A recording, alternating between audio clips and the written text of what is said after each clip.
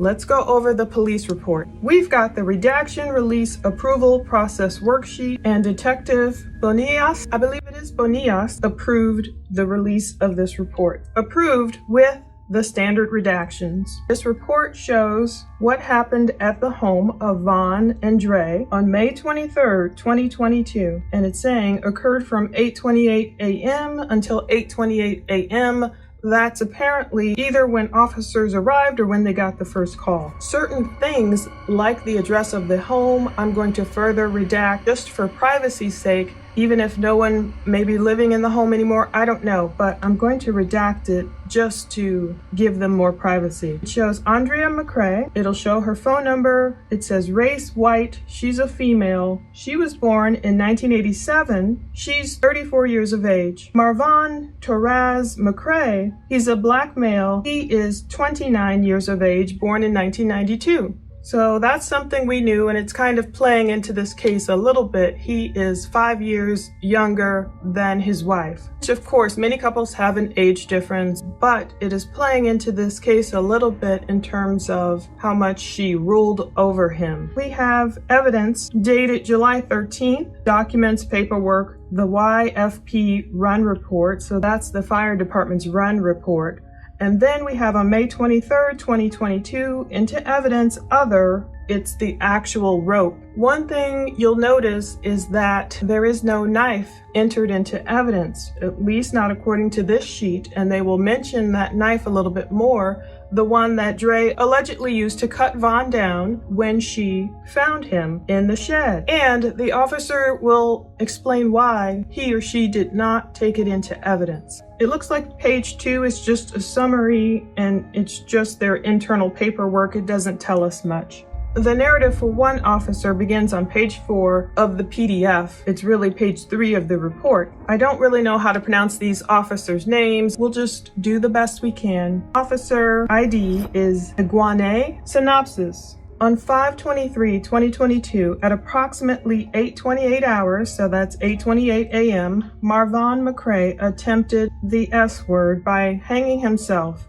in his side yard shed located at their home. As I understand it, and I've been trying to research their shed locations and stuff, apparently Dre and Vaughn had 2 sheds. There might have been one side yard shed and perhaps another one. I haven't been able to confirm that by seeing photos, but it says his wife, Andrea McCray, stated Marvan was blank and they had a disagreement the day prior. We don't know what he was. Marvan also suffers from blank, blank, and blank. Marvan was transported to the Yuma Regional Medical Center for further evaluation. Marvan was later flown to the Veterans Hospital in Tucson. This report is for information only. So we have additional YPD officers, someone named Sergeant E. Egan and Officer C. Reed. Now we're going to read Officer C. Reed's synopsis at the end of her report. What Reed says about Andrea's eyes growing wide at the mention of Marvan still having a pulse, that's what caught my eye, because I don't remember hearing that before. Digital media. Body-worn camera footage has been captured and submitted into the Yuma Police Department YPD Digital Evidence Management System, DEMS. Human memory and perception have limitations, and video evidence may depict events differently than the report writer perceived during the event or recalled at the time of writing this report. The report writer did not review the video in whole or part before writing this report. That's smart. First, you go off memory. You have an event, it's traumatic, and of course authorities are used to responding, unfortunately, to things like this, but apparently this report was written, just let me do it off of memory, and then later they can review their body cam footage to either corroborate or dispel what their mind thinks happened. Domestic relationship. Marvon McCray and Andrea McCray have been married for approximately 8 years, live together, and have children in common. Evidence collected, the rope. Injuries. Marvon McCray had an abrasion to his left arm and was on a ventilator at the Yuma Regional Medical Center. Narrative. On 5/23/2022 at approximately 8:28 hours, Officer Reed and I were dispatched to that home in reference to an attempted unaliving.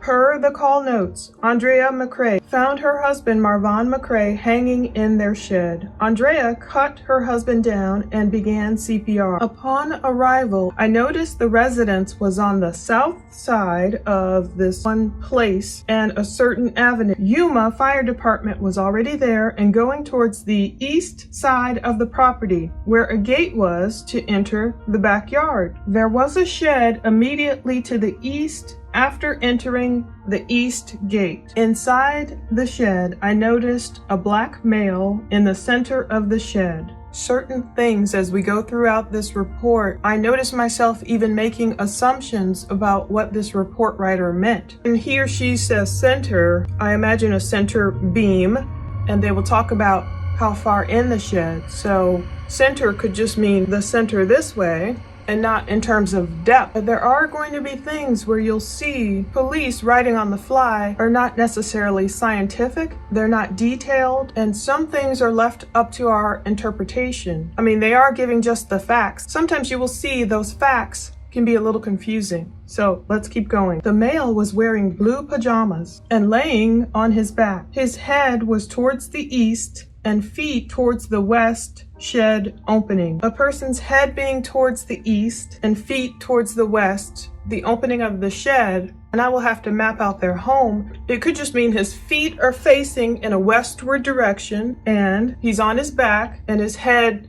facing eastward. So it might have meant that he just fell back. It doesn't necessarily mean, as some have interpreted, that his head was facing one direction and his feet were in another direction. His arms were away from him. So we don't know if that means they were splayed akimbo, away from him.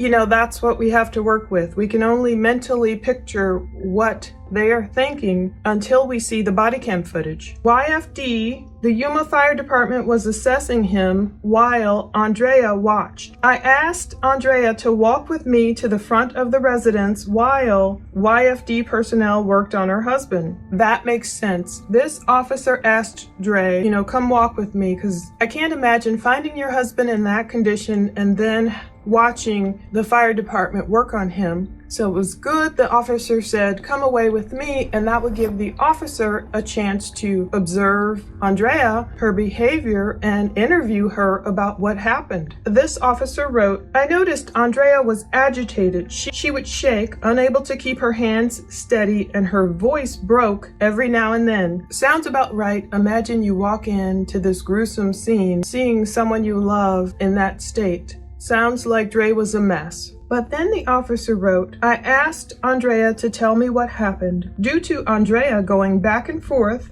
the following is a summary of my conversation with Andrea. Some folks have interpreted this to mean Andrea was physically walking back and forth. They think she was physically all over the place. That may have been what the officer meant, but I interpret it as Andrea was going back and forth in her conversation, in her thought pattern, in her stream of consciousness. If you watch the video analysis I did last night with Andrea, and the way she speaks and the way a lot of us might speak, her train of thought can be all over the place. So I think what this officer is saying, due to her going back and forth, it sounds like she was just rambling a lot. So this officer is saying, this is a summary of the conversation. It sounds like Andrea did not necessarily give this person a cohesive timeline easily. For complete details, please refer to my body-worn camera surveillance video uploaded to Axon Evidence. So that's where police give us access only sometimes, only if everything is approved and they say, okay, you can finally have this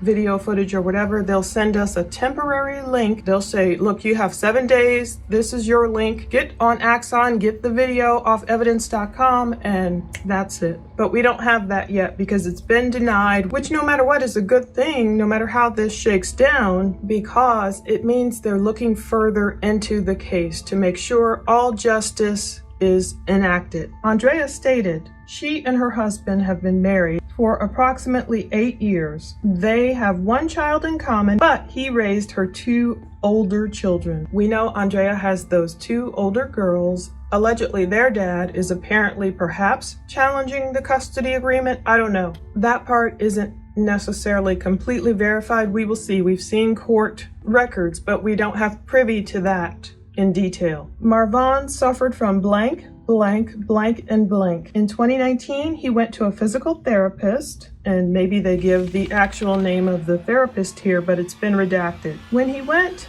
to the therapist, her husband's demeanor changed and he became someone she did not know. She said they always got along until after his therapy. Then he would change and become verbally abusive to her. At times, she would leave the residence because of the change. Marvan finally stopped using the therapist. He has had blank becoming verbally abusive. She denied they had arguments, only disagreements, but when the disagreements were severe, she would leave until his mood changed back to his normal loving self. When he had a blank, and that might be seizure, she would expect his attitude to change. She asked him to see a doctor, blank. She did not know if he ever made an appointment. Marvan going off to physical therapy may have been like a release of freedom to him. At this point, if he was only in the home and getting his physical therapy, and you know how you are with your hairdresser or your trainer or anyone,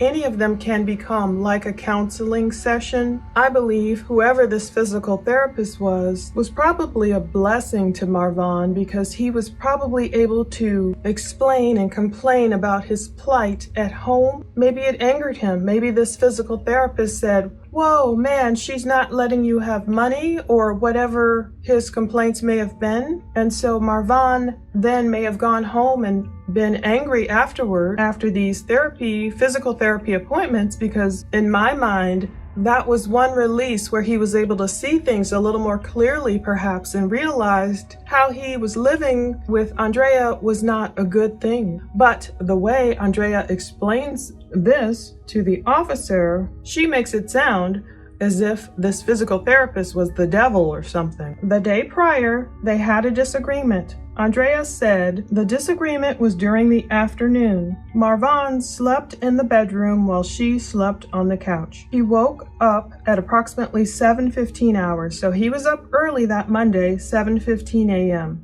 I do remember reading a lot of attempts of unaliving unfortunately can happen on a Monday, especially when it's a daylight savings time change. But I don't think that was the case here. I don't think it was daylight savings time here, but every little detail can matter. He went into the children's bathroom to clean up as he usually does. She offered him tea, and he began to have a disagreement with her. She noticed he was more lethargic than normal. She said they try to use organic products for well-being. They use, which is an organic herbal medicine in the coffee family and has opioid properties. She believed he may have used more than normal, and there was a buildup of K in his system making him act that way. They disagreed with her, trying to calm him down. So much to unpack here. So he was up early at 7:15 a.m., cleaning up as he usually does. So it says he went into the children's bathroom to clean up as he usually does. So that's different. It doesn't mean he was necessarily cleaning himself up. Maybe we'll learn later, but the way it says is he is cleaning up the children's bathroom. As you can see in a lot of Andrea's videos, apparently I think she likes to cook, but she doesn't like to clean, so others are cleaning for her. So that might have been his duty as he normally does. He's up even though he's lethargic according to her. He's right up at 7:15 a.m. cleaning the children's bathroom. Now she's offering him tea, and right then is when he had the disagreement. Now if you've seen other videos, and we'll go through more videos in the future, is the plan. Marvan, I don't think he wanted to start drinking more and more of these teas. I believe some of them, maybe he went along to go along to get along, I don't know. But it sounds like the disagreement stemmed from drinking this stuff, which can be addictive, which is controversial, which may cause seizures. Marvan might have said, "I've had enough, I don't want any more." And maybe Andrea was not having it. Now she's telling this officer Marvan may have used more than normal and there was a buildup of K in his system, as if he was the one overdosing himself and not her. And again, she's saying they disagreed with her trying to calm him down. And it reminds me of that horrible argument audio we've heard where she's like, "Marvan, Marvan, I am speaking calmly. And he's yelling out of frustration saying, yeah, but you're not hearing me. So it's almost like, in my opinion, she wants to portray, I'm this calm, cool chick, and look at this dude just going off. She wants to portray him as the one who's out of control. And that's what that reminds me of. You know, she's just trying to calm him down, and that's the disagreement. And was it over more than the K? Did Vaughn blow up and say, look, I'm done? I don't want this K. I don't want this marriage. Was he trying to leave like he's done in the past? Did he ask her for any more money? And did she refuse him? Did he feel totally trapped in that home? After disagreeing for a while, Marvan went outside. So we don't know how long that while is. We just know, okay, he was up at 7:15. He was going to clean up as she usually did. They had a disagreement. She offered him some tea. Marvan went outside. Andrea McCray went outside to check on him and saw him hanging in the shed. She screamed, and her oldest daughter came outside to check on her. She told her daughter to go back inside the residence. She attempted to get him down using a wobbly chair within the shed, but was unable to. She obtained his knife and then cut him down. She called the police and began CPR as instructed. I asked Andrea if we could call anyone for her, but she refused. You know, I thought about, wow, why didn't she tell the officers, please, can you call my mom and tell her what's going on? Or can you call, here's Vaughn's family members? You know, she said they still had the phone numbers at that point, but she didn't want officers to call anyone. She was told about Amberly's place and asked if she wanted a representative to come out, but she refused. Amberly's place is the only family advocacy center in Yuma, Arizona, with a crisis team to assist victims of DV. So I get it, she didn't want to go there she didn't want anyone representing her from there coming out, but she refused. She said she just wanted to get her children situated and then go to the hospital. All of this seems like a normal response. I'm not attributing anything suspicious, or maybe I'm doing both. I'm trying to see, okay, I can understand this behavior would be normal for this reason, or it could be suspicious for this reason. I'm just going into this with an open mind. I told her I would write an information report to document the incident. I told her I would go back to the shed to document the area. I went into the shed and noticed a rope on the floor where Marvan was. I collected the rope and later placed it into evidence. I noticed the chair she mentioned earlier. The main beam went across the center of the shed from the opening to the back of the shed, so I can envision this main huge beam running along. I videoed the shed from within using my body-worn camera. I drove to the Yuma Regional Medical Center, YRMC, to check on Marvan. I was told he was on a ventilator and getting scans on his head. I was later informed Marvan had been flown out to a Phoenix hospital. I learned he was flown to the Veterans Hospital in Tucson. I called and learned Marvan was still on a ventilator and medication, but still showed no sign of brain activity.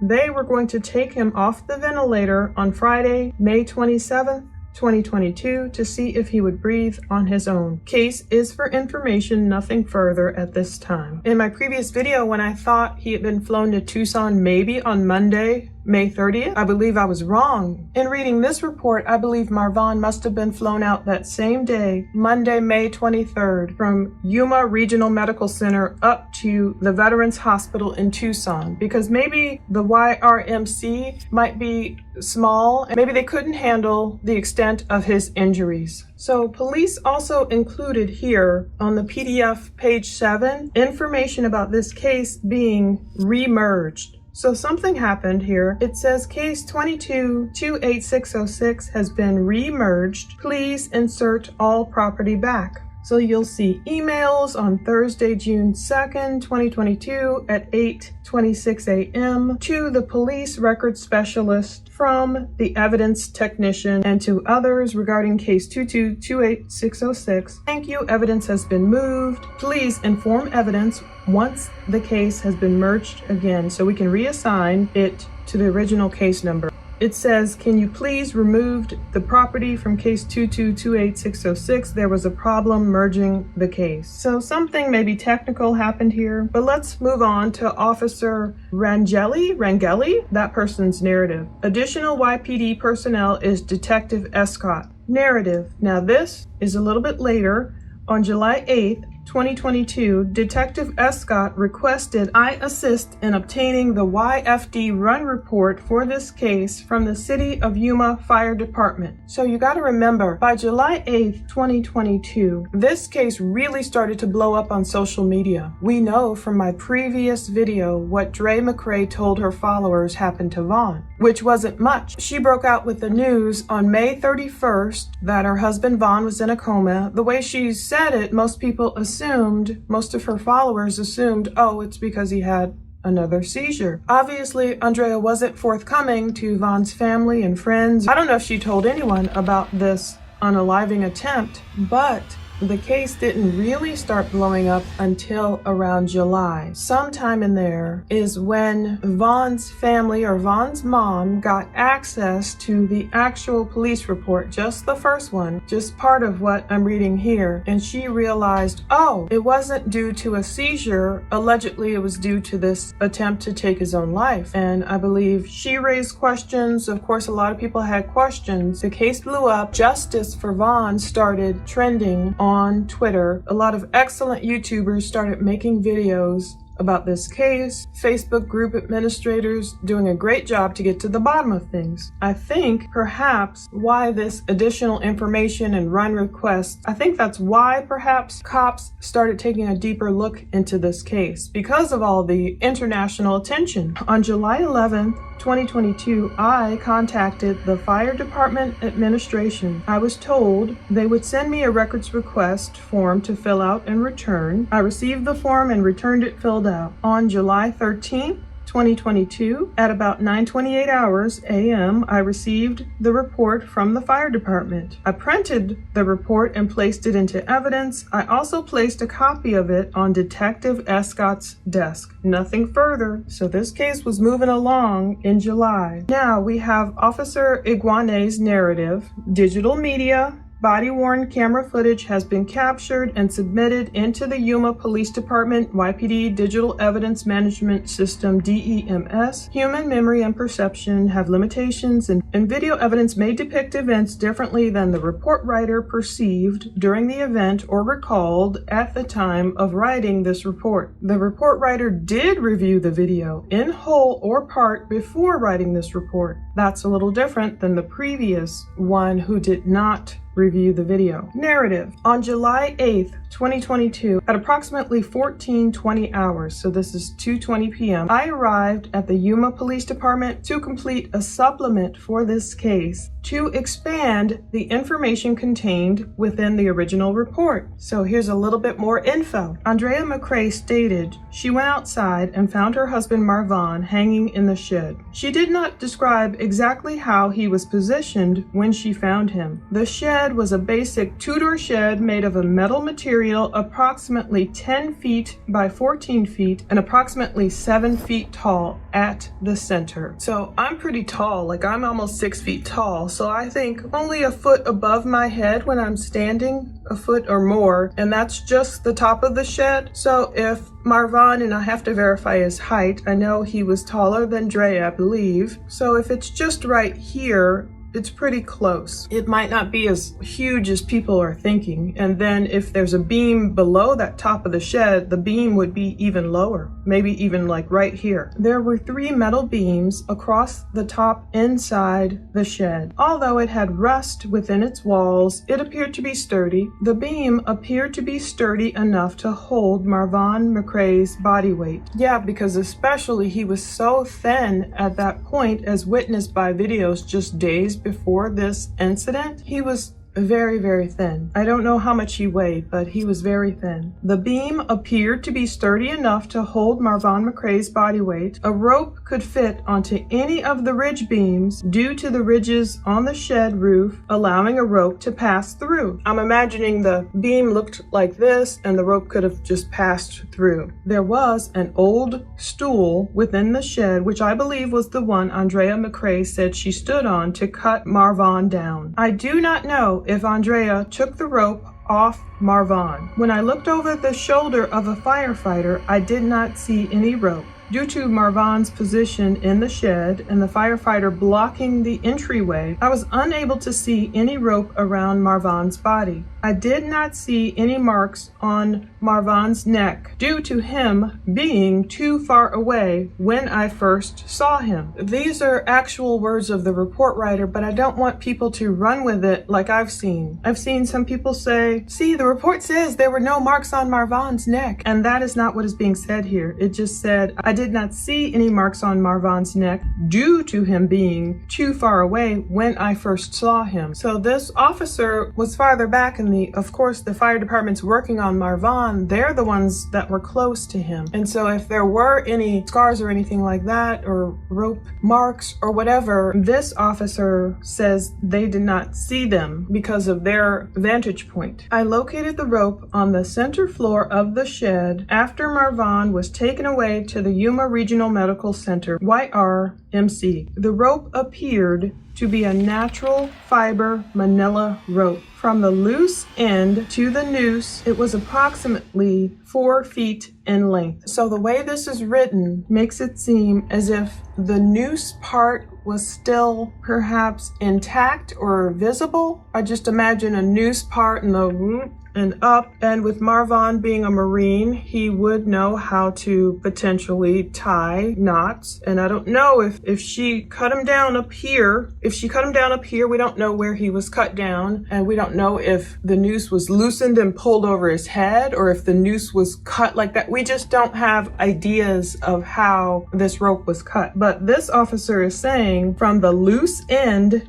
to the noose, it was approximately 4 feet in length. The diameter of the rope was approximately 1/2 to 1 inch. I was unable to tell if it was new or old, but it did not appear to be frayed. So this part is a big sticking point. It did not appear to be frayed, and we just don't know. It just says it's a natural fiber manila rope. We don't know if it has some kind of plastic coating on it or not. It just says it did not appear to be frayed. I don't know. I think experts would have to chime in here to figure out. We don't even know what type of knife she used. You know, did it have serrated edges? The knife wasn't even in evidence, but all they're saying is it did not appear to be frayed. I don't know, that could be suspicious, but it might not be because we need more details. I did not speak with the firefighters because I was with Andrea while they worked on Marvon, and they left afterwards. If a person is requiring their services, we typically let them do their job without obstructing them. Exactly, it's not the time to start asking the firefighters questions. I do not know what Marvon's body position was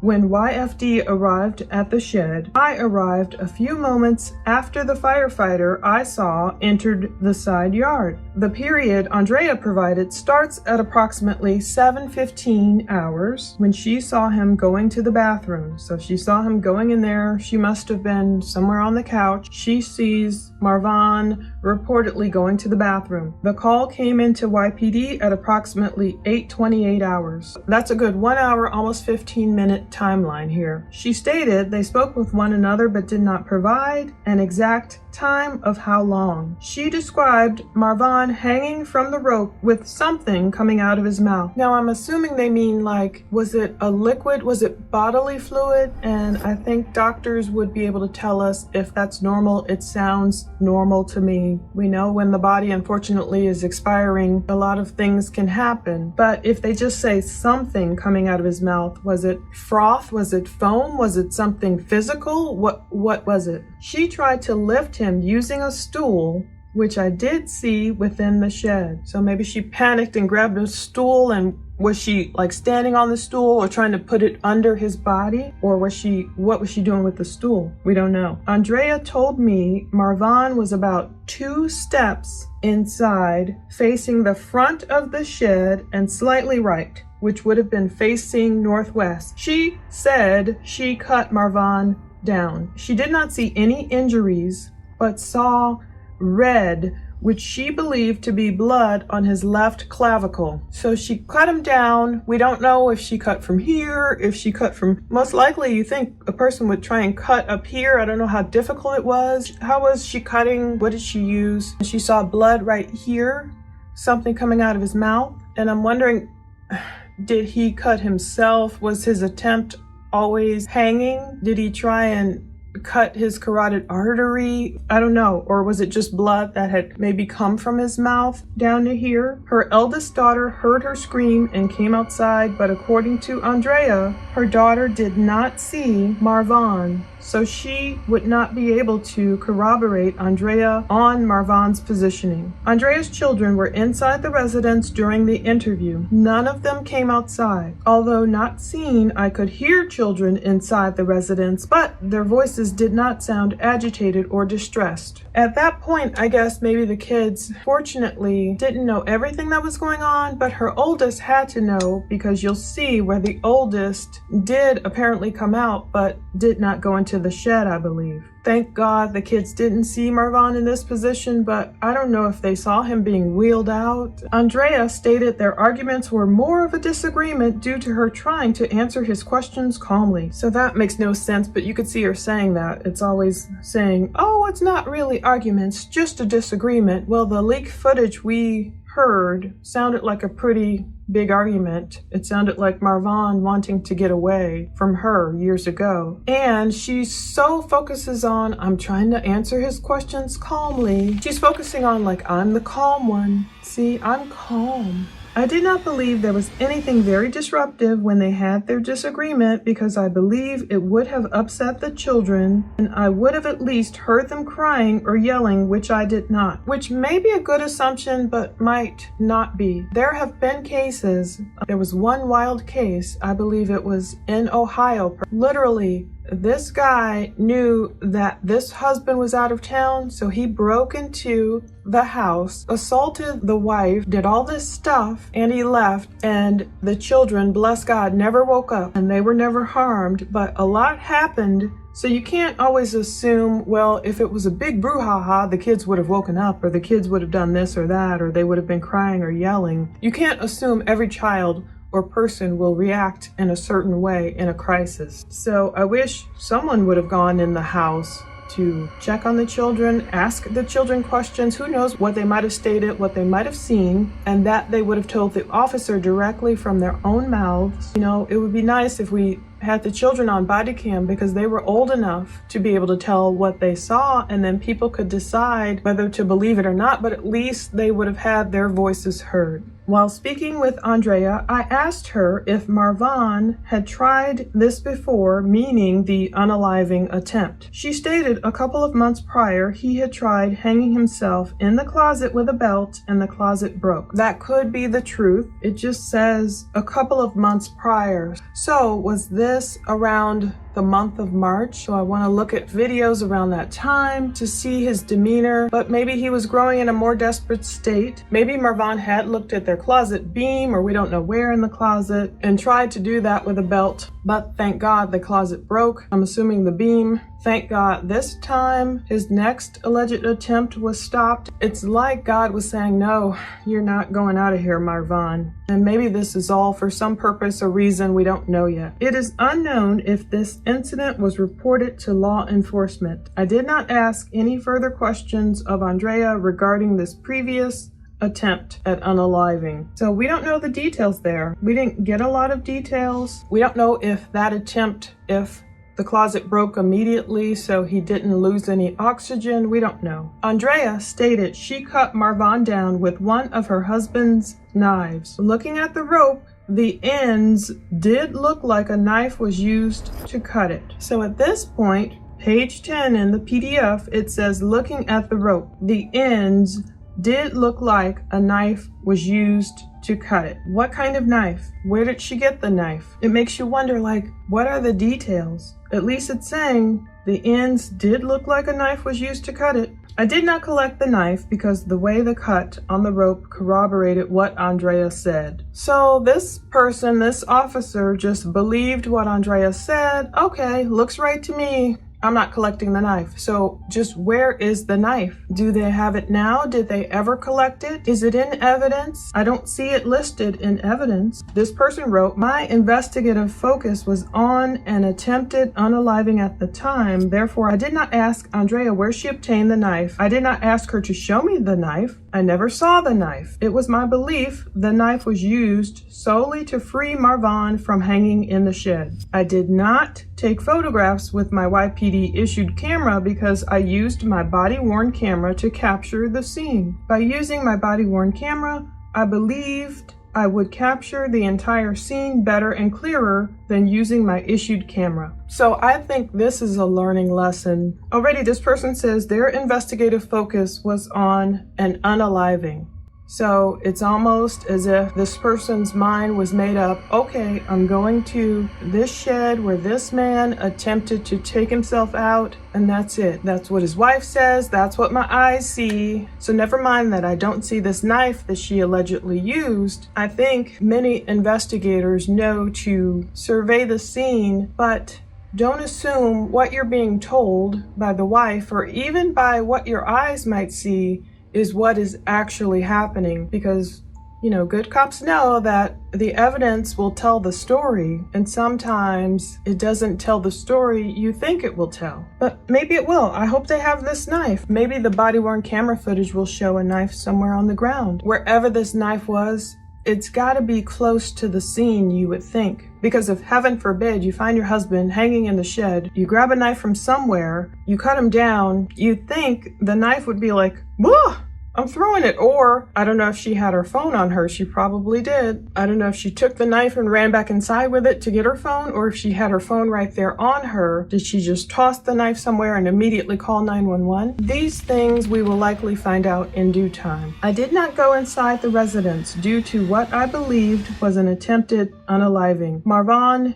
is substantially larger than Andrea is. Yeah, well, they're both teeny. I don't know if he means just Marvan's taller. Marvan is substantially larger than Andrea is. If Andrea and Marvan were in a physical altercation, I believe I would have seen some type of injury on Andrea. So this person's saying, look, if Marvan had hit her or something, I would have seen something on Andrea, and I didn't see any injuries. If a physical altercation would have happened within the residence, I believe the children would have been upset, yelling and crying, which I did not hear. This person didn't go in the house, so they don't know if anything was disrupted. There were multiple items on the pathway to the shed, which did not appear to be disturbed. The shed looked like a typical shed with items everywhere, but there was dust over everything, indicating no disturbance. The stool was in the shed, as stated by Andrea. I do not believe Andrea had the upper body strength to lift Marvan. So yeah,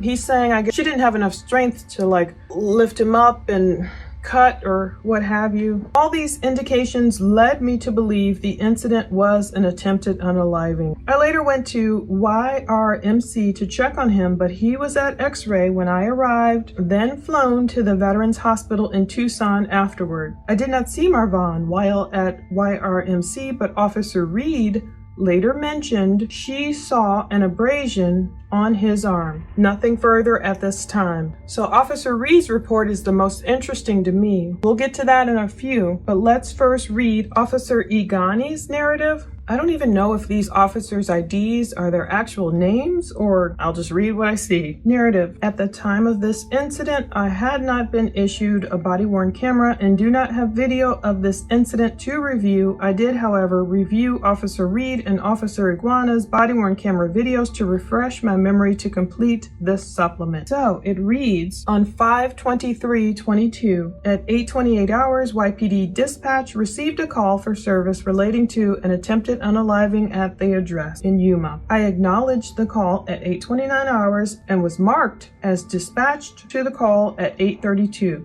I was marked on scene at 8:38. These times are according to the timestamps by YPD Dispatch. The call notes supplied by YPD Dispatch shown on the dispatch tab on my in-vehicle computer showed the following. A female found her husband hanging and the reporting party has cut the husband down. The male subject husband is possibly Marvon McCray per previous calls. So we know Andrea liked to call police quite a bit. CPR was in progress and the children were inside. The male subject was in the shed in the backyard. The reporting party's dogs may try to bite. The reporting party was stopping CPR to put the dogs away. I know people are giving Andrea a hard time for putting the dogs away, but I feel this is not unusual. I know you're never supposed to stop CPR, but you do have to secure your dogs for medical personnel coming in.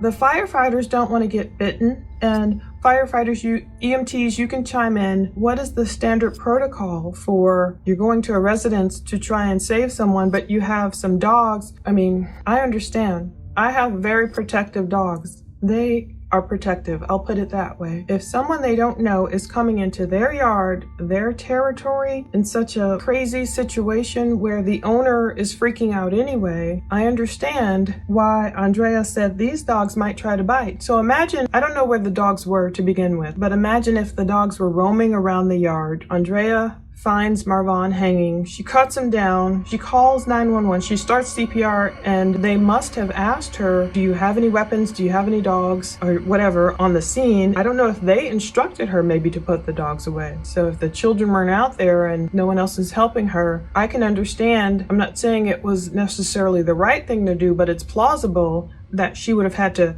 get the dogs away to get the medics to come in so the dogs won't bite the medics. That doesn't sound that irrational to me. I don't necessarily think she stopped CPR to say, oh, let me go play with these puppies, put them away. Back to the notes. This is confusing. Reporting party's child coming outside saying father told him not to come outside. We don't know. That was obviously the son, little cute Raza. Oh my goodness, I could just cry. Oh my goodness. If you go watch Molly Golightly and Justice for All doing an excellent job on this case, Raza must have come outside saying father told him not to come outside. So we don't have details. It says reporting party's child coming outside saying father told him not to come outside. So did Marvan actually say to Raza, was Raza up that morning and was he walking outside, and did Vaughn tell Raza, don't come outside? Is that what they're saying? Reporting party's child coming outside saying father told him not to come outside. We only heard about the oldest daughter, Bella, coming outside. So when exactly did Raza come outside? The other reports are claiming the kids were all pretty much inside. So was it Andrea? Is this something they heard over the 911 dispatch? Did they hear Raza coming outside and was Andrea telling him, no, go back outside. Daddy told you not to come outside, or that part's confusing. So it says reporting party telling the child to go back in house. So I don't know. Do they really mean Raza? You know, reporting party's child coming outside saying father told him not to come outside. Are they confusing Raza with Bella? But then the reporting party telling the child, go back in the house. So did both Raza and Bella come outside at one point? The reporting party's husband's name is Marvon McCray. When I arrived on the scene, I saw that the Yuma Fire Department YFD personnel and Officer Iguina had already arrived on the scene. Forgive me if I'm pronouncing these names wrong. Officer Iguina was talking to a female I believe to be the wife, because I knew from the call for service information a female was on scene and the male who hung himself was married. He was talking to her in the area of the front door. The home was constructed as a manufactured home with the front door facing north. The front door was located towards the west end of the home. The front of the home had a concrete sidewalk running east to west. It connected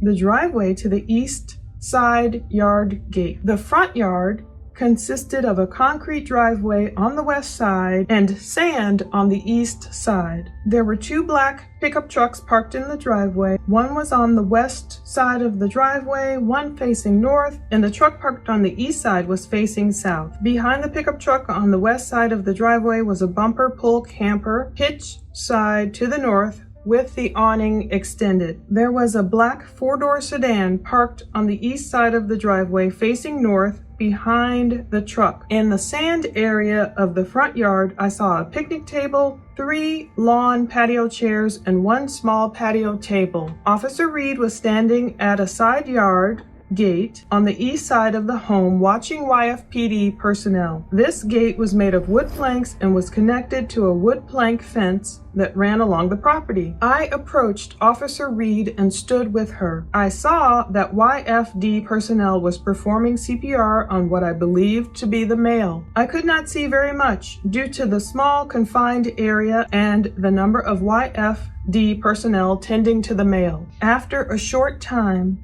I started moving a bunch of items that would hinder their removal of the male. These items were covering the sidewalk, which led from the shed area to the front sidewalk. The items I moved were approximately 14 orange-colored traffic cones, a section of styrofoam board, 2 bulb shop lights with no bulbs installed, 1 fluorescent light bulb which appeared to belong in the shop light, 1 flat piece of a cardboard box, and I bent over a section of chicken wire. I removed these items from the sidewalk area and placed them on the pile of other items on the east side of the sidewalk. These items were sitting in front of the small wooden shed just north of the metal shed YPD personnel was in front of. This small wooden shed did not have any doors on it. The items I moved did not appear to have any involvement in the attempted unaliving. At one point I noticed YFD had placed the automatic chest compression machine on the male and it appeared to be working properly. I stayed outside the fenced area to the front of the home until after YFD removed the male. I did not see much of the male as they carried him past me and placed him on the gurney. He was covered by the automatic compression machine and the tarp-like material used to carry him. I did not move in closer to get a better view because he was surrounded by YFD personnel who were situating him for transport.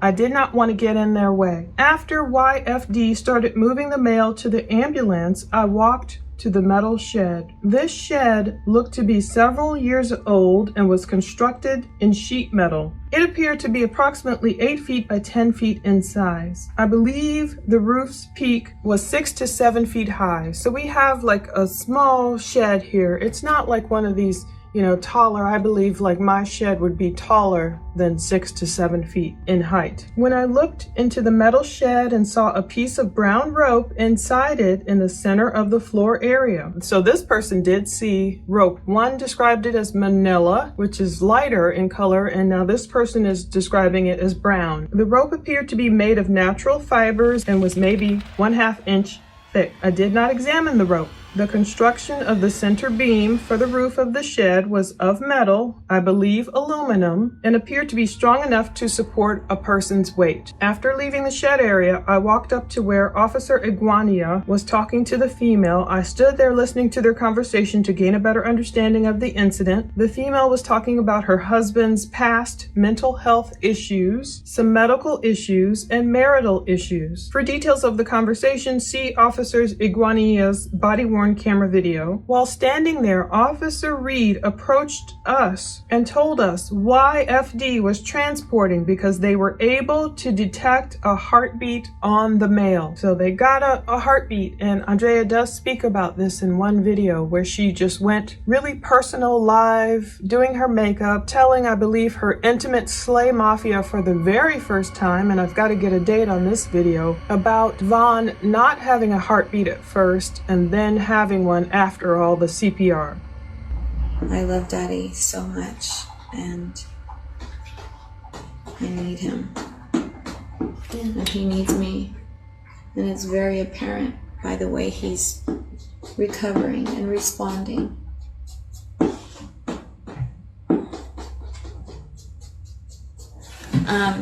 This is not something that I shared with the public. This is only Slay Mafia. So y'all, this is Slay Mafia only, okay? This is what happens here stays here type conversation.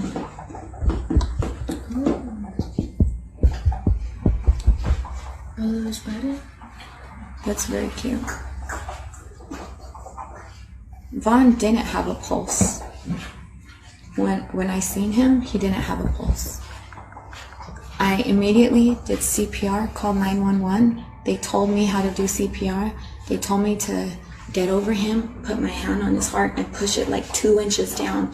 And I'm like, my breathing was all crazy because I was freaking out. And then I'm pushing down, pushing down, pushing down. The ambulance gets here. They check his pulse. None. None. He had no pulse. He was gone. They gave him a medication to restart his heart, and it did. So when I see the progress that he's making, this is huge. You know, people are expecting him to just open his eyes. What? I did tell Officer Reed that I saw a piece of rope in the shed. After listening to the female explain the past mental health issues of the male and the marriage problems between them, I believed at this time the male did attempt to unalive himself by strangulation inside of the metal shed. I did not talk to the wife, YFPD personnel, or enter the home. I cleared the scene at 9:09 a.m. NFI. Now, finally, let's get to this Officer Reed's narrative, which is, to me, the most interesting. Once again, they give the digital media body-worn camera footage has been captured, submitted to YPD, DEMS, human memory and perception can be different, have limitations. The report writer did review the video in whole or part before writing this report. Supplement. On 5/23/22, about 8:28 a.m., I responded to the house regarding an attempted unaliving. YFPD personnel was already on scene and with the patient upon my arrival. Officer Iguania was also on scene and speaking with the reporting party, Andrea McCray. A gate and a walkway led to the shed on the east side of the home. Several random items like traffic cones, what looked like PVC pipe, and a board of some kind were on the walkway, and YFPD personnel were stepping on and over them. YFPD personnel was in front of a small, what appeared to be a sturdy metal shed. YFP was performing life-saving measures on an unconscious male subject outside the shed. The unconscious male was later identified to me as Marvon McCray. Sergeant Egan arrived at my location and began moving some of the items mentioned out of the way from the walkway. There was also an overgrown bush to the south of the metal shed. The work area was cramped with medical personnel, and I stood near the gate out of the way. YFP personnel placed Marvan on a gurney, and I saw a scrape on his left arm, so we don't know where this scrape was on his arm. The scrape appeared fresh, but I did not see it very well as Marvan was still being attended to. I did not look for any other injuries so as not to interfere with YFD while they continued life-saving measures. So that scrape, I don't know if it came from, his body falling after being cut down or something else. YFD prepared to move Marvan onto a gurney. Since the workspace was minimal, the gurney was left outside the workspace in the front yard. YFD placed Marvan on a foldable stretcher and they carried him to the gurney. Before YFD carried him out, I walked over to Officer Iguana and Andrea and informed them that they would be moving him out and onto the gurney. I told Andrea to be prepared as many are not used to seeing loved ones in such condition. Andrea appeared sad and worried about Marvan. I also obtained Marvan's date of birth and full name. I walked with YFD to the ambulance and I was informed by YFD personnel. They were able to obtain a pulse. I walked to Officer Iguania where he was with Andrea McCray and told Officer Iguania that YFD was able to obtain a pulse. When I told Officer Iguania about Marvan having a pulse, Andrea heard and her eyes got real big. And she stood up, reached out to me, grabbing my hands. She was shaking and her hands felt cool to the touch. YFD transported Marvan to the hospital. Once YFD vacated the scene, I walked back to the shed and a YFD personnel was there picking up the trash they had left. I spoke with the YFD personnel and asked who was on scene first. YFD personnel told me they believed Officer Iguania was on scene first. I asked YFD personnel if Marvan was already down when they arrived. YFD personnel told me Marvan was already down and pointed inside the shed. YFD personnel stated their call notes also stated either the homeowner or officer cut Marvan down. So they didn't know at that point, but apparently he had been cut down. I looked inside the shed, which seemed to be used for storage, and asked YFD personnel if they knew where Marvan was hanging from. YFD personnel said yup and showed me where they had removed the rope from because it was in the way. YFD personnel held up the rope and showed me the rope was hanging from the center of the shed. So it sounds like the rope was still hanging in the center, so maybe he had been cut down here or here and still hanging in the center of the shed and it was in their way, and YFD maybe cut it down, maybe pulled it down. These notes are not clear. YFD personnel then dropped the rope on the ground, leaving it in the center of the shed. The shed had some items on the left and right, like a few shop vac and random household items, but the center was clear. I took photographs of the metal shed and a rope. The rope appeared long and was a thick, heavy-duty, twisted type of rope. I did not inspect the rope further. I uploaded all photos to evidence.com. I walked to my patrol vehicle to move it closer to the residence since the rescue unit was gone and I had parked further down the street. I walked back to Officer Iguana's location with Andrea as she is talking to him about Marvan's behavior. I asked Andrea if her children were okay. I asked because the call notes stated there were children in the home. Andrea said her children do not know what happened. Andrea stated she called her daughter Bella for help but did not want her to see, so she told her to go back inside. Andrea said she was freaking out. Andrea said she needed to get him but didn't know how and she was scared. Andrea stated the children probably heard her screaming but did not see any of it. Since the children were not witnesses to the incident, I did not speak to the children. I offered Amberly's place as a resource and Officer Iguana continued with his investigation. I asked Officer Iguana if he needed any more assistance. Officer Iguana said no, I cleared the scene without any further involvement. So there we go. Let's talk about Andrea's reaction. The reaction of Andrea can be read several different ways, but I hadn't heard that before. The way she reacted when she heard that Vaughn had a pulse, her eyes got real big, she stood up, reached out to me, this female officer grabbing my hands, she was shaking and her hands felt cool to the touch. That part I didn't know. Either it surprised her or she thought, wow, God did answer my prayers. This is an unusual miracle. I don't know how she knew he had no pulse before. Maybe the EMTs told her, or maybe not. Maybe she felt for a pulse, but now Marvan had a pulse before he left. So maybe she was overjoyed. Her eyes got real big and she grabbed the officer's hands. We could read that any different number of ways. It could be relief. It could be fear. Maybe she thought he was gone. Now he's back. I hadn't heard that before. Wow. This is some incident and I'm glad it's still being investigated. It very well could have been just Marvan. Maybe he went to that yard. Maybe when the closet attempt, if it's true, failed, maybe he decided, I'll try the shed. Maybe he was in the shed one day and realized and looked at the beam, and who knows if he really did make that sad, awful decision. I know there's plenty of thoughts on his surroundings and his marriage and what could have drove him to it, fair or unfair. I just want to get to the bottom of it and know what is the truth. Behavior is very erratic lately. That doesn't bother me. Mother sucker, I am crazy. Matter of fact, you better believe my behavior is gonna be erratic all the time, boo. This is why I didn't show my husband my crazy until I got married, okay? I trapped him. I said it. But now he doesn't look at it being trapped. He is happy that I trapped him, okay? Because he benefits. But yeah, it's not lately, it's all the time, mother sucker. Since I've been on social media, my behavior has been consistent. Psycho as a mother and very passionate with a big heart, but someone that don't take no bull. And so whenever bull does happen to me, I'm gonna express it and I'm gonna be heated and I'm gonna be pissed. Okay? The way I look at it, it's not me trying to be controlling or me trying to take over.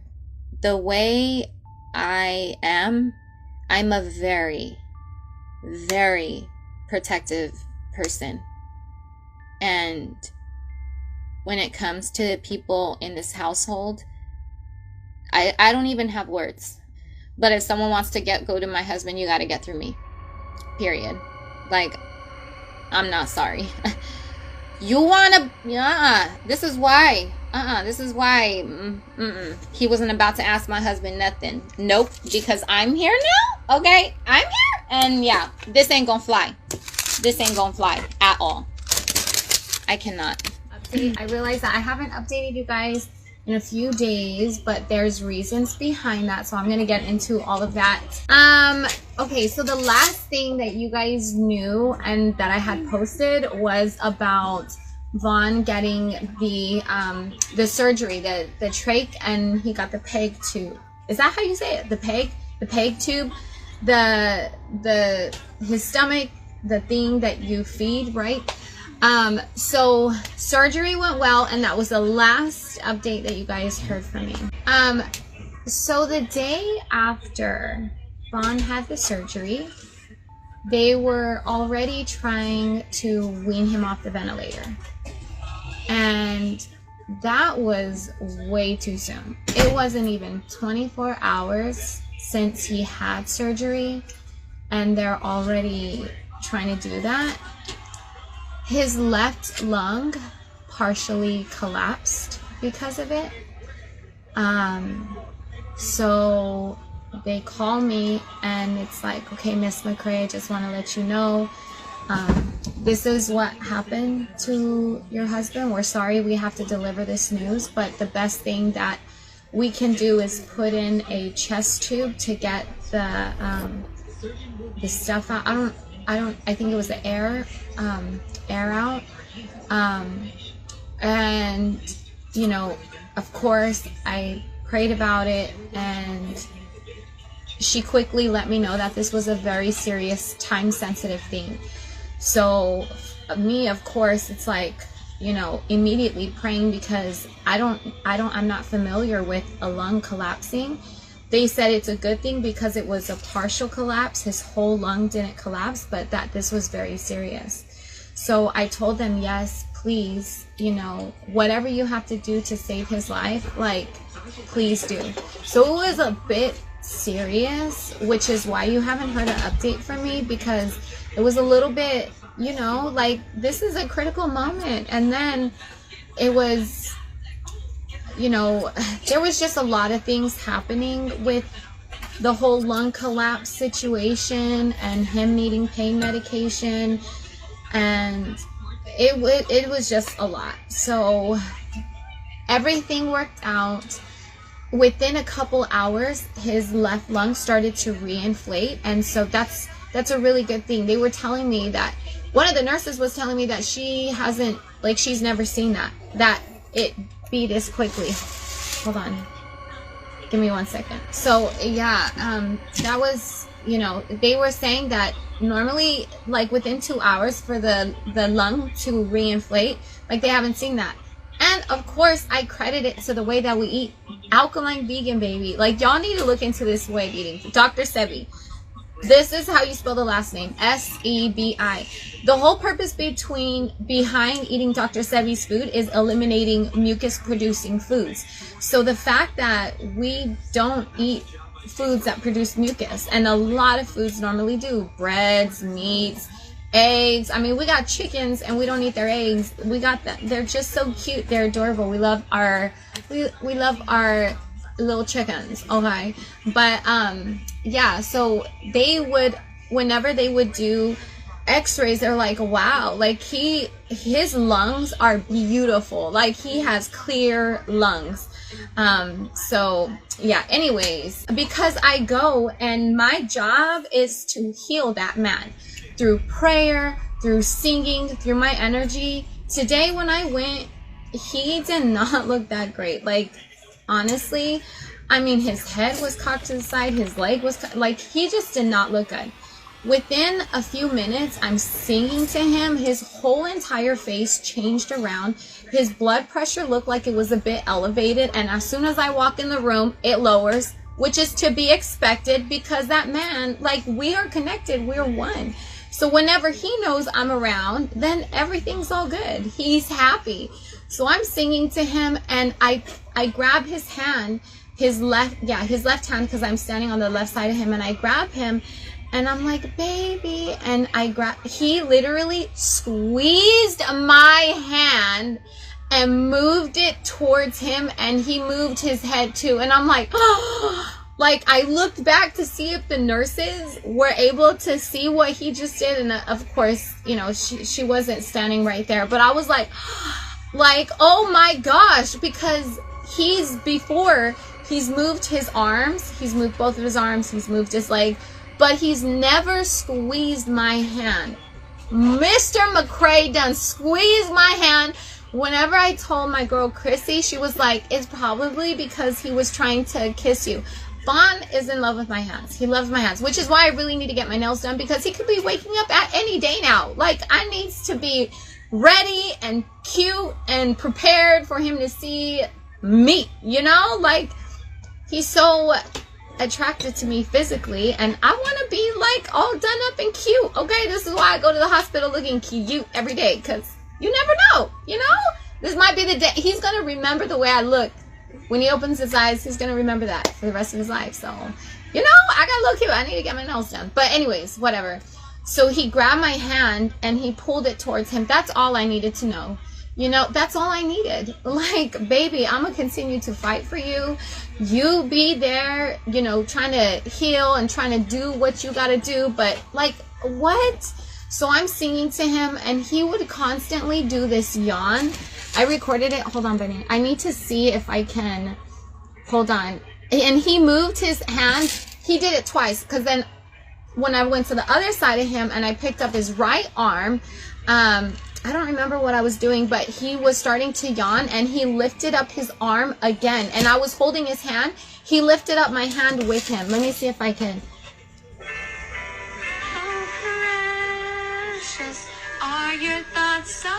Ew, you're gonna hear my voice. No, it's cute. Yeah. I don't think I want to show this because he looks, I mean, it's so cute though. He's so cute. Huh?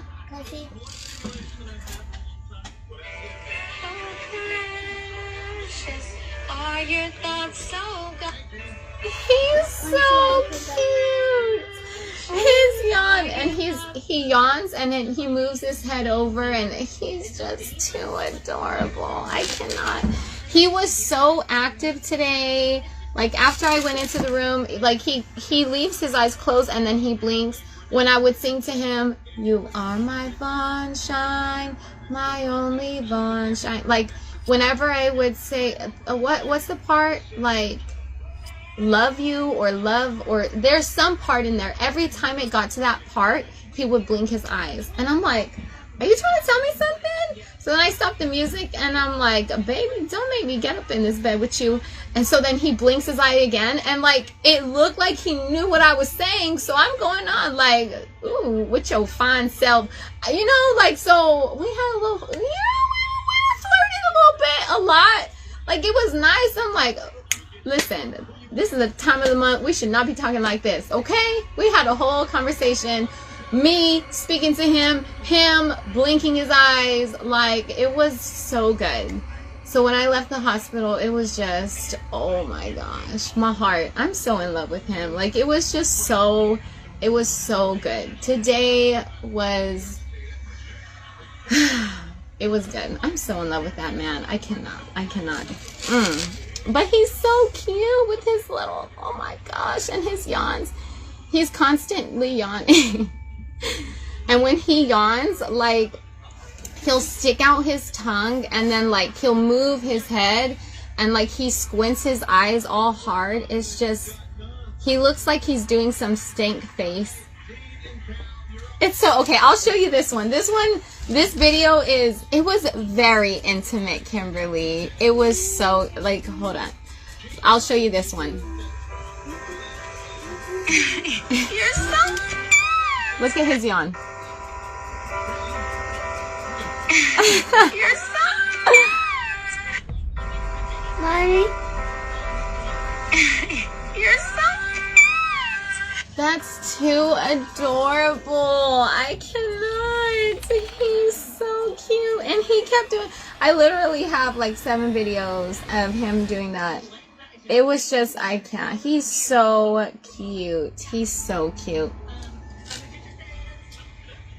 I don't talk about what the doctors say about his prognosis because that's irrelevant, boo. We don't ask that question around here.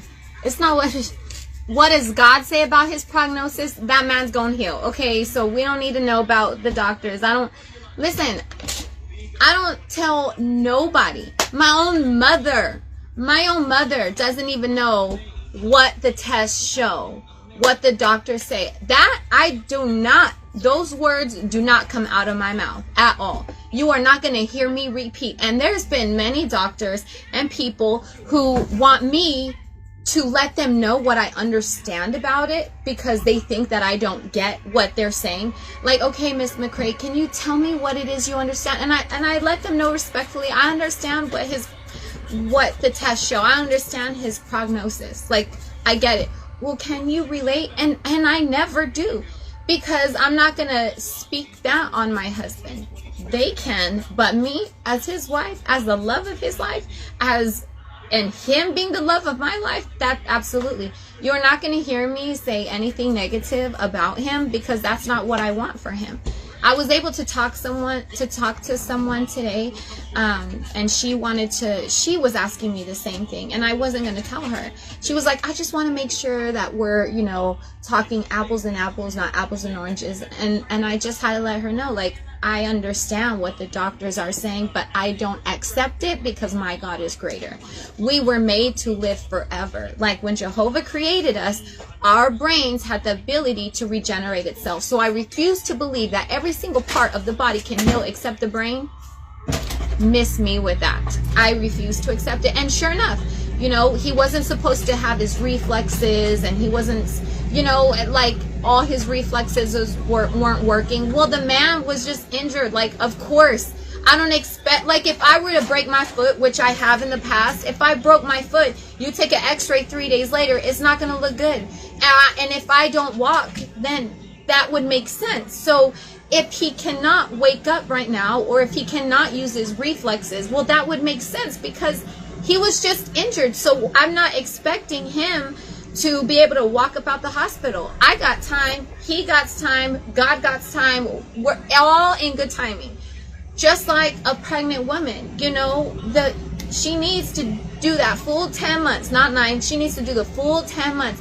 You try to take that baby out at 7 months, then there's going to be consequences and repercussions. Maybe the lungs aren't going to be fully developed. So in the meantime, I'm going to let the man sleep. I'm going to let him rest. I look at it as him being able to finally sleep. The man works so hard. Like, we work hard. We're a hardworking couple over here. So let him just let him do his thing. Yawning is a reflex. There you go. There you go. And he would gag too. He would gag, and he blinks his eyes, and he moved his arms. It's just like, so right now he still has because I gotta go, I'm running a little bit late. This is longer than what I should have been like, but anyways, he still has, but it's from what the nurse said, it's not like a chest tube, it's a pigtail is what she said. So it's not what most people would have. Like him, because he had a partial lung collapse, it was a pigtail. I didn't realize that. So yeah, anyways, but it's still in there. So because it's still in there, I asked respectfully if they could not try to wean him off the ventilator, because he has a trach, so they're asking about the trach tube or whatever. Anyways, or no, not trach tube, trach mask. Like that's what you do to get someone to wean off. But I respectfully asked, like, while he has a chest tube in, like, can we not try to make this man try to overwork? Because I fear that that's why his lung collapsed. It wasn't even 24 hours after surgery, and we're already trying to get him to wean off. Like, let the man rest. And sure enough, we are all on the same page. Like, it's all good vibes and energy with the doctors. They understand where I'm coming from. I understand where they're coming from. and he's progressing like every single time that I go in there. And even from like yesterday and the day before, like it was a little bit, you know, he was healing. But last night, oh my gosh, before I left the hospital last night, it was really, really sad, because normally I don't talk about anything negative in front of him at all whatsoever. But there was an issue that I had to talk to the nurse about, and I was like, listen, these are the reasons why I am making certain decisions. And I talked to her about it. As soon as she left the room, I looked at him and he had a tear coming down out of his eye. And I recorded that too. It's like, this is sad. This is why I am his advocate, and I speak for what I know that he would want. Not me. I don't make decisions off of what I want, but him. We've been married for the last 7 years, so I know better than anyone what he would want and not want. And whenever I left, the fact that he had to hear such negativity, like, this was him with his tear. You know, like, look at his little tear. So sad. So sad. And I hadn't seen him cry in like 4 days. But him hearing just the negativity, it's like he know. This is why when a doctor wants to come and talk to me, we do not speak in that room, because he is not going to hear what they have to say. Because if they have to tell me what the tests show, they have to tell me what they know, but they're not going to tell me in front of him. Absolutely not. And they're respectful about it. So it's not like I'm here demanding stuff. It's just, you know, y'all know where I stand. He's not going to hear anything negative about anything.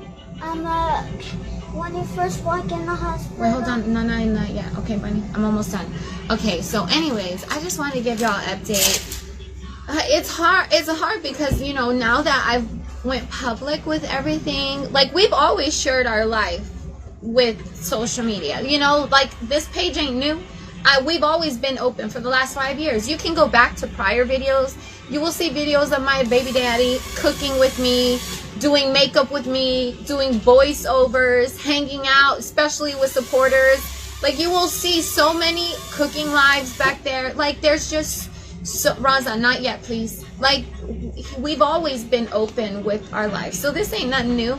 But it's still a very sensitive thing, because this is what we're living through. Like, this is real life. This is not, you know, make-believe or set up or whatever. Like, he's really in the hospital, you know? Like, my children really haven't seen their dad for, like, over a month. Like, and that's not something that I want them to even come to the hospital right now to visit him. Not in this state. Like, he's gonna wake up. He's gonna heal as of right now, because a lot of people are not mentally strong. And I mean, I'm just keeping it real. A lot of people have negative mindsets, and a lot of people are just, they're low frequency vibrational people, and that's just the way it is.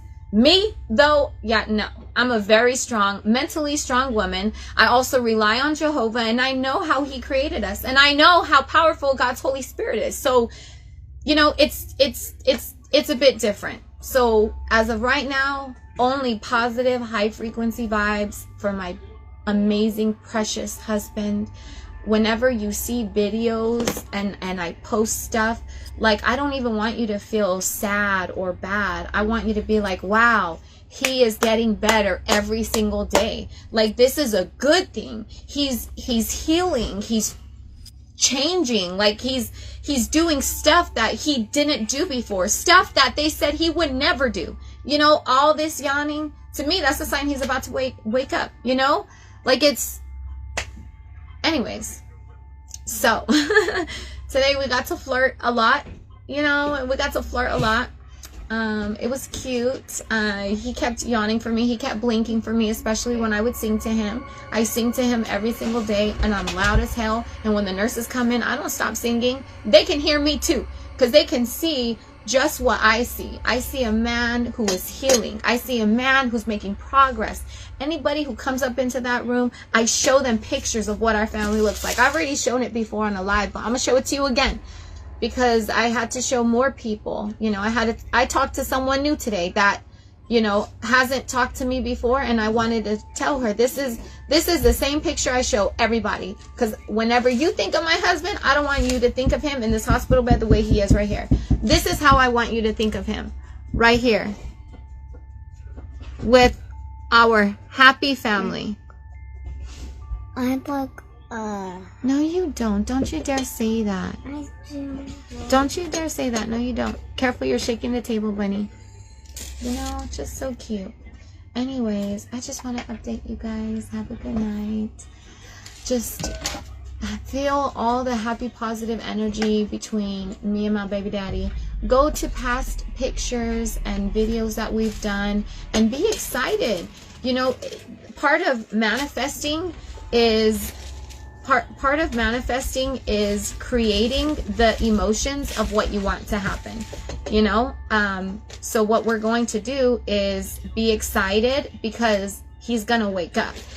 How are you going to feel when he wakes up? However you're going to feel, I want you to feel that prematurely, because then it's going to match up. You are going to attract that to make that really happen. It would be good for you to look up videos on manifesting on YouTube, so that you could, and this is important for you in your daily life, you know.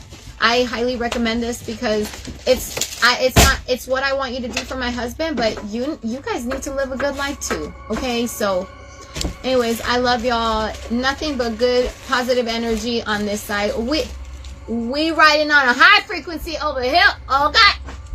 Okay, I love you guys. Bye.